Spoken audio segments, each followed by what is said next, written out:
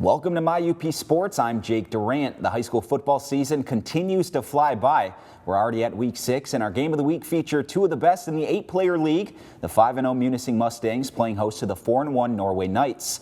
Let's go to Munising for our game of the week between the Mustangs and the Knights. We'll pick it up in the first quarter. No score. Norway going to break the ice as Kolbai going to launch a deep ball, and therefore the reception is Owenby. A massive play to get the scoring started. It's 8-0 Knights. The Mustangs will answer. Second and goal from the 9. Jack Dussault able to control the handoff.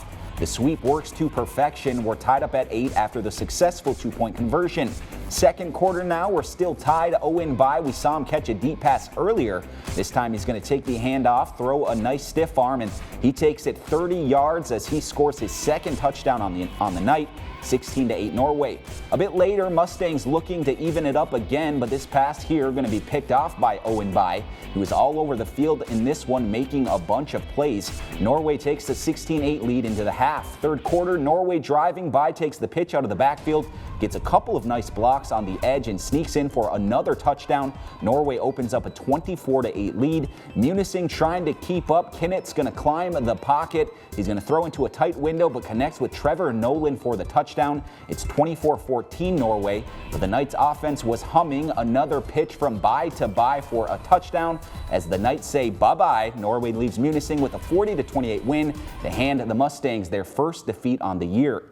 I was very happy. You know, as you can see, if you watch the films, the Munising's line is so much bigger than ours. But our kids dug deep and they did their jobs. They stayed fundamentally sound. You know, it was a good effort on all team. You know, I was happy with the defense. You're not going to stop that receiver and that quarterback combination. You know, I said it before in our interview earlier this week. They're phenomenal. They're good. They pass block good. And if you try and stop that run, we saw that he's got legs. You know, he's fast. He gets the outfield, and it's hard to take him down. You know, it's not only is he fast, but he's a physical runner.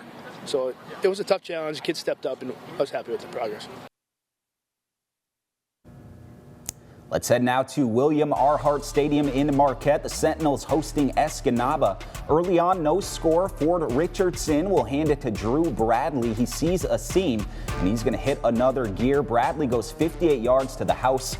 Marquette takes the 7-0 lead. Eskimos looking to answer, but Nolan Bink's pass will be picked off here by Sawyer Johnson. The Sentinels take over, and that turnover will lead to this. Bradley taking the handoff from a few yards out. He's going to fight his way over the goal line, and that's going to make it 14-0 Marquette. Eskimos still looking for their first points of the game. Bink going to hand it to Caleb Gagne. He's going to break off a nice run. He breaks through some tackles for a big gain. But on 4th and 24, Bink will scramble to his right and complete it to Ashton Rimkos. They needed 24 yards. They get 23 yards here. That is a turnover on downs. Finally, Bradley will find the end zone for his third touchdown of the first half as Marquette takes down Escanaba 28-7. The undefeated Menominee Maroons were in Gladstone. Tanner Tarakoff going to take the snap. He heads to his right. He powers his way in for 6. It's 21-0 Maroons. Later, Tarakoff dropping back to pass is going to heave one deep to Blake Posh as he goes up and makes the grab. And that score going to make it 35-7 Maroons. Gladstone trying to close the gap. Austin Pepin looking to extend the play, but the rush will get there, and it's Posh with a strip sack. Menominee will recover. Then Tarakoff going to find a wide open Dawson Bardowski for another touchdown. Menominee tops Gladstone 49-7. Hancock taking on Kingsford at McAfee Field. Flivers will strike first. Nick Navarra to Gavin Grondin. Grondin with the stiff arm as he's into the end zone for 6. Extra point is good. 7-0 Kingsford. Later, Flivers back with the football up 9-0 after a safety. Navarra going to hand it off to Caleb Kleist. Hancock's defense does a nice job defending the end zone, but the ref signals that he did cross the plane of the goal line. 16-0 Flivers. Still in the first, Flivers strike again Ian Spencer, weaving his way through the defenders for the score. This one was all Kingsford. They win 50-8. We head now to Houghton. The Gremlins playing host to Calumet. Third quarter, Calumet leading 14-0, and they're going to add to it.